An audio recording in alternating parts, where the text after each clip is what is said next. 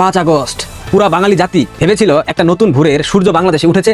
এই সূর্য বাংলাদেশকে একদম আলোয় আলোয় আলোয় আলোকিত করে দেবে। নাম দেওয়া হয়েছিল বাংলাদেশ 2.00, অর্থাৎ বাংলাদেশ দ্বিতীয়বার স্বাধীন হয়েছে। কি এমন স্বাধীনতা, যে স্বাধীনতা বাংলাদেশের বর্তমান প্রজন্ম উপভোগ করার কথা ছিল, কিন্তু সেই স্বাধীনতা বাংলাদেশের বর্তমান প্রজন্মকে ধ্বংসের দিকে ঠেলে দিয়েছে। তিনি যদি তার নিরাপত্তার ঝুঁকি নিতে না পারেন, তিনি যদি তার নিরাপত্তার ব্যবস্থা দলীয় নেতাকর্মীর উপর ভরসা করে করতে না পারেন, তাহলে তিনি ঘর থেকে বেরোবেন কি করে? আর ঘরে বসে তিনি দিনের পর দিন সাক্ষাৎ করে যাবেন, আর শিরোনাম হতে থাকবেন, আর তাতেই তিনি নির্বাচন জিতে যাবেন। নির্বাচনটা তো কখনো এত সহজ ছিল না, যে কারণে প্রাণের ঝুঁকি নিয়েই তো রাজনৈতিক নেতারা আমাদের মতো দেশগুলোতে নির্বাচনী প্রচারণা চালান। এমনকি প্রেসিডেন্ট ট্রাম্পের নির্বাচনী জনসভাতেও তো আমরা হামলা হতে দেখলাম। বিএনপির রাজনীতিতে কেমন যুগ আসলো, এক বিরল দৃশ্যে প্রবেশ করেছে বিএনপি। শুনলে অবাক হবেন।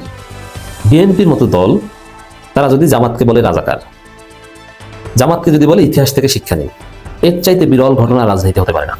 আসসালামু আলাইকুম দর্শক, নতুন একটা নিউজ ভিডিওতে আপনাদের সবাইকে স্বাগত। প্রিয় দর্শক, ইতিমধ্যে আপনারা আমাদের অনেকগুলো ভিডিওর অংশ বিশেষ দেখেছেন এবং আশা করি বুঝতে পেরেছেন আজকের ভিডিওটা কতটুকু গুরুত্বপূর্ণ এবং আকর্ষণীয় হতে চলেছে। তাই সবাইকে বলি, সবাই ধৈর্য সহকারে পুরো ভিডিওটি দেখবেন এবং যারা সাবস্ক্রাইব করেনি, সাবস্ক্রাইব করে পাশে থাকা বেল আইকনটি অন করে দিন। তো দর্শক, চলেন একটি লাইক দিয়ে ভিডিওটি শুরু করা যাক। বিএনপির রাজনীতিতে কেমন যুগ আসলো, এক বিরল দৃশ্যে প্রবেশ করেছে বিএনপি। শুনলে অবাক হবেন।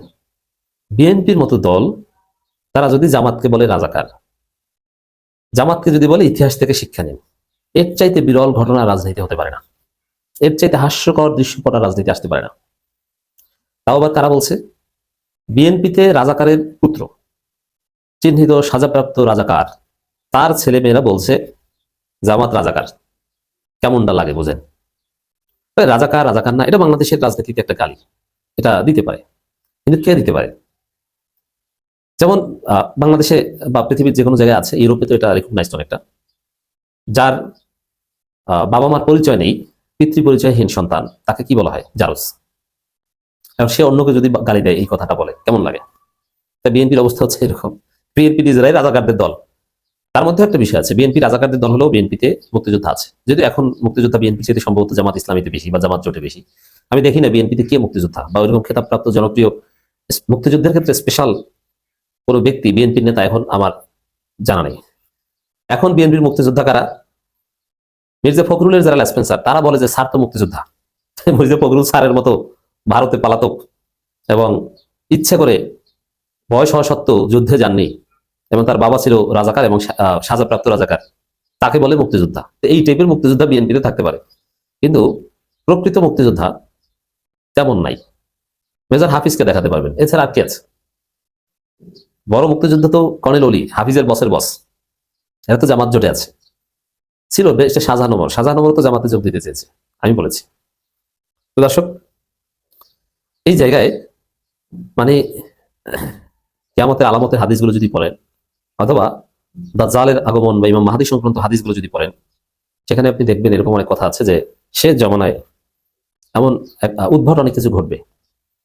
অশিক্ষিতরা শিক্ষিতদের জ্ঞান দিবে, সমাজের নেতৃত্বে থাকবে অশিক্ষিতরা, আর শিক্ষিতরা থাকবে তাদের আন্ডারে। বড় বড় জ্ঞানী লোক, তাদেরকে অশিক্ষিত লোকজন বলবে তুই কি বুঝো, তোর কোনো জ্ঞান আছে, অথচ ও ঠিক মতো নামই লিখতে পারে না। এরকম যুগ আসবে কিয়ামতের আগে। আমার মনে হয় সেই যুগ কিছুটা হলে এসেছে, যেটা বিএনপি দেখলে বোঝা যায়। একটা রাজাকারদের দল, নিজে রাজাকারের সন্তান, সে জামাতকে বলে যে জামাত রাজাকার। এটি তো কিয়ামতের আলামতের সাথে মিলে যায়। চোখের সামনে কিভাবে পল্টি মারতে পারে, কিভাবে উল্টে দিতে পারে, এই ঘটনা ঘটছে বিএনপিতে। এটা এনসিপি এবার বিএনপিকে একদম হাতে ছাই মেখে ধরছে। যে কোনো টকশোতে কোথাও জামাতকে রাজাকার, স্বাধীনতা বিরোধী এগুলো বললে এনসিপি যে ধোলাই দিচ্ছে বিএনপিকে, কারণ এনসিপি তো ইয়াং, তাদেরকে তো রাজাকার বলতে পারে, তাহলে তো মাইক খেতে হবে। কি বলছে এনসিপি ছেলেরা? আরে জামাতকে আপনার রাজাকার বলছেন, জামাতের সাথে আপনার জোট করেছেন কেন? তাদের মন্ত্রী বানিয়েছেন, সরকার গঠন করেছেন কেন? তখন বলেন না, এখন কেন বলবেন? আর জামাতের সাথে 21-22 বছর জোট করতে আপনাদের গায়ে কাদা লাগে নাই, এখন এনসিপির গায়ে কাদা লাগাচ্ছে, এই কথা বলবেন কেন? এইসব ফেলাসি, এইসব ধান্দাবাজি কোথায় পেয়েছে, এটা আপনাকে বন্ধ করতে হবে। এনসিপি কিন্তু জায়গা মতো ধরছে। তা আসলে জামাতকে বিএনপি যদি বলে রাজাকার, স্বাধীনতা বিরোধী যুদ্ধাপরাধী, এর চাইতে হাস্যকর কোনো কথা নেই। কারণ এটা আওয়ামী লীগ বলতে পারে, কারণ আওয়ামী লীগ আসলেই মুক্তিযুদ্ধের নেতৃত্ব দানকারী দল, এবং বেশিরভাগ মুক্তিযুদ্ধ আওয়ামী লীগ করতো। এবং সত্য কথা হচ্ছে, দেশটা স্বাধীন হয়েছে আওয়ামী লীগের নেতৃত্বে। কারণ এটা যে অস্বীকার করবেন, সেই ইতিহাস কিছুই বোঝেন না। অনেকে আবার একটু সুশীল শাস্তে আসবেন, আওয়ামী লীগের নেতৃত্বে স্বাধীন হয়েছে, কথাটা ঠিক না। হ্যাঁ, আওয়ামী লীগের নেতৃত্বে স্বাধীন হয়েছে, এই মুক্তিযুদ্ধ পরিচালিত হয়েছে প্রবাসী সরকারের নেতৃত্বে।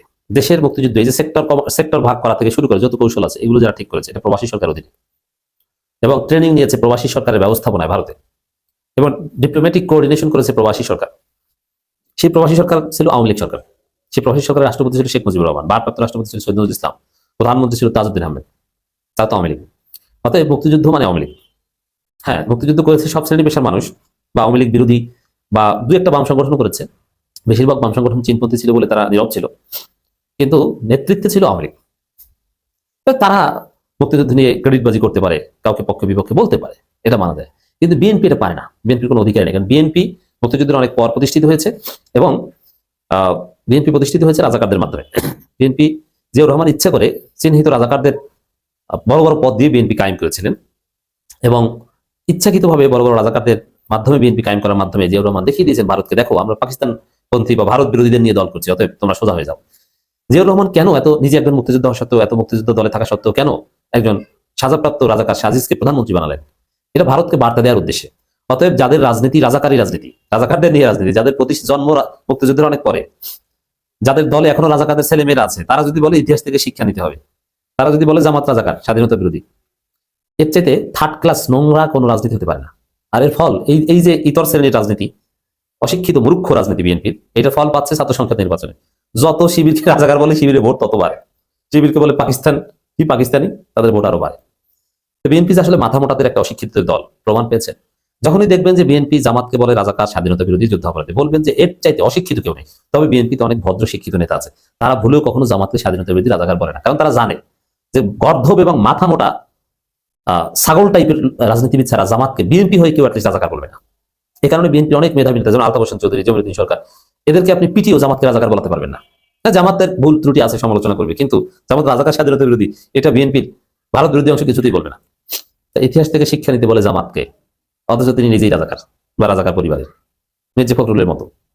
কোন যুগ আসলো যে বিএনপি রাজাকাররা আরেকজনকে বলে রাজাকার? এটা কোনো গত কয়েক মাসের ঘটনা প্রবাহ কোন সুস্থ রাষ্ট্রের লক্ষণ? এটা কি আপনারা কেউ বলতে পারবেন? যা হচ্ছে বাংলাদেশে, কোন সুস্থ রাষ্ট্রে এ ধরনের ঘটনা হইতে পারে? সাভারে পোশাক শ্রমিক দীপুচন্দ্র দাসকে প্রথমে হত্যা করা হলো পিটিয়ে, এরপর সেই নিথর দেহটাকে গাছের স্বার্থে ঝুলিয়ে তাকে আগুন দিয়ে চালিয়ে দেওয়া হয়েছে। ভাবতে পারেন এটা কোনো সভ্য রাষ্ট্রের বৈশিষ্ট্য?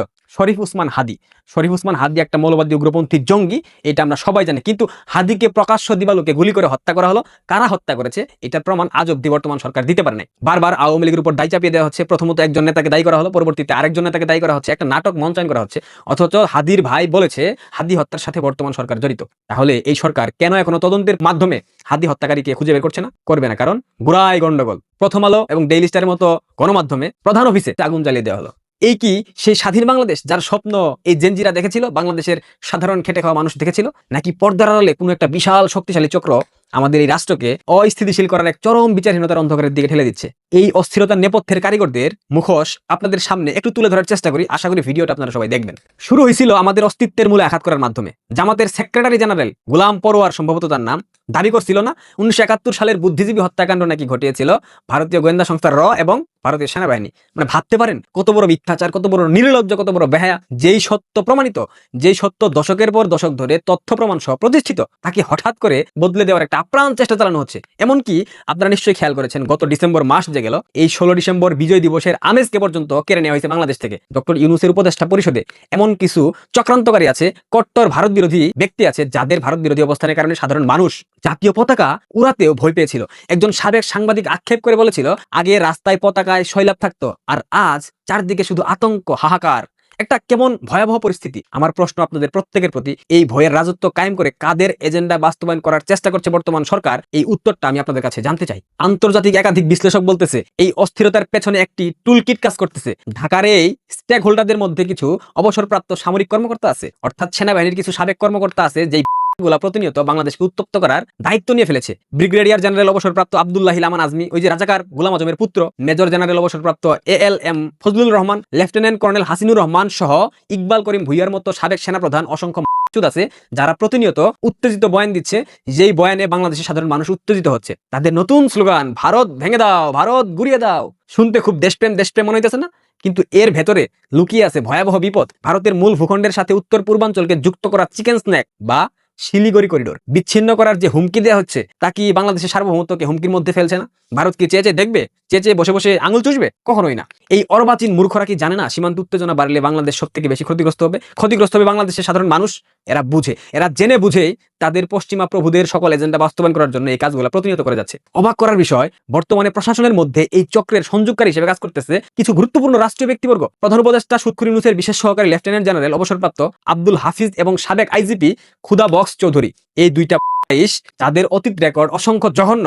এই খুদা বক্স চৌধুরী, যার অতীত রেকর্ড 21 আগস্ট গ্রেনেড হামলা হয়েছিল, সেই হামলার তদন্তে বাধা দিয়েছিল এই বাচ্চা। এই বিতর্কিত ব্যক্তিকে সুৎখুর ইউনূস বর্তমান সরকারের গুরুত্বপূর্ণ পদে বসিয়েছে শুধুমাত্র এজেন্ডাগুলোকে বাস্তবায়ন করার জন্য। অসংখ্য জায়গায় অসংখ্য তথ্যের মাধ্যমে জানলাম এই পুরো স্ক্রিপ্ট, এই যে নেটওয়ার্কের স্ক্রিপ্ট, এই স্ক্রিপ্ট লিখে দিচ্ছে পাকিস্তান, অর্থাৎ আসতেছে পাকিস্তান থেকে, আর এটার এক্সিকিউট করতেছে বাংলাদেশ সেনাবাহিনী এবং বাংলাদেশ পুলিশের মধ্যে থাকা পাকিস্তানপন্থী এই বদমাইশগুলা। বাংলাদেশের বর্তমান আইন শৃঙ্খলার পরিস্থিতি, এই চরম অবনতি, এটা পুরোপুরি পরিকল্পিত। আপনারা যে যাই বলেন না কেন, আবেগ দিয়ে ভাই পেট ভরে না। আমরা ভারত থেকে চাল কিনি, চিনি কিনি, পেঁয়াজ কিনি, বিদ্যুৎ আমদানি করি। আমাদের বিলিয়ন ডলারের যে অর্থনীতির যে চালিকা শক্তি তৈরি পোশাক শিল্প, এই পোশাক শিল্পের যে প্রধান কাঁচামাল তুলা, এইটাও ভারতবর্ষ আমাদেরকে দেয়। যারা ভারত বিরোধী বা ভারত বয়কট যুদ্ধের ডাক দিতেছেন, তারা কি ভাইবা দেখছেন একবারও এই সম্পর্ক নষ্ট হইলে বাংলাদেশের বাজারে কি ধরনের হাহাকার সৃষ্টি হবে? কোটি কোটি শ্রমিক যখন বেকার হবে, তখন কি ইউটিউব ইনফ্লুয়েন্সার পিনাকি এবং ইলিয়াসের মতো বাংলাদেশের মানুষের দায়িত্ব নেবে, জাতির দায়িত্ব নেবে? ওই তারা নিরাপদে বসে দাঙ্গা বাঁধানোর একটা উস্কানি দিচ্ছে, আর বাংলাদেশের মানুষ সেই উস্কানিতে পা ফেলছেন। দেশের ভেতরে রক্ত ঝরলে মরবে আপনার পরিবার, আপনি, আপনার মতো অসংখ্য সাধারণ মানুষ। পিনাকি এবং ইলিয়াসের কিচ্ছু যাবে কিংবা আসবে না, এই উপদেষ্টা পরিষদে পালিয়ে যাবে। একজন সচেতন নাগরিক হিসাবে আপনাদের প্রত্যেকের দায়িত্ব অনেক বেশি। প্রশ্ন তুলেন, সুৎখুর ইউনূসের অন্তর্বর্তীকালীন সরকার কেন সাধারণ মানুষের নিরাপত্তা দিতে ব্যর্থ হচ্ছে? প্রশ্ন তুলেন, কেন দ্রব্যমূল্য নিয়ন্ত্রণের বাইরে চলে যাচ্ছে? প্রশ্ন তুলেন, কেন ভারত বিদ্বেষ ছড়ানোকে বেশি গুরুত্ব দেওয়া হচ্ছে? আমাদের মুক্তিযুদ্ধ, লাল সবুজের পতাকা আর সাম্প্রদায়িক সম্প্রীতি, এইসব নিয়ে কোনো ধরনের সমঝোতা বাংলাদেশের মাটিতে হতে পারে না, পারবে না। চরমপন্থীদের হাতে দেশের নিয়ন্ত্রণ ছেড়ে দেওয়া, এটার মানে হলো একটি অন্ধকার ভবিষ্যতের দিকে যাত্রা, যে যাত্রা অলরেডি সুৎখুর ইউনূসের নেতৃত্বে বাংলাদেশ সরকার করে ফেলেছে। আপনি কি মনে করেন, আমাদের দেশ সঠিক পথে চলতেছে? এই অস্থিরতার পেছনে আসল অপরাধী কারা? প্রিয় দর্শক, সম্পূর্ণ ভিডিও দেখে কি জানলেন এবং কি বুঝলেন তা আপনাদের মূল্যবান মতামত কমেন্টে লিখতে ভুলবেন না। আর এখনো যারা চ্যানেলটি সাবস্ক্রাইব করেনি, সাবস্ক্রাইব করে পাশে থাকা বেল আইকনটি অন করে দিন। এরকম নিত্য নতুন ভিডিও পেতে আমাদের সাথে থাকুন। ধন্যবাদ।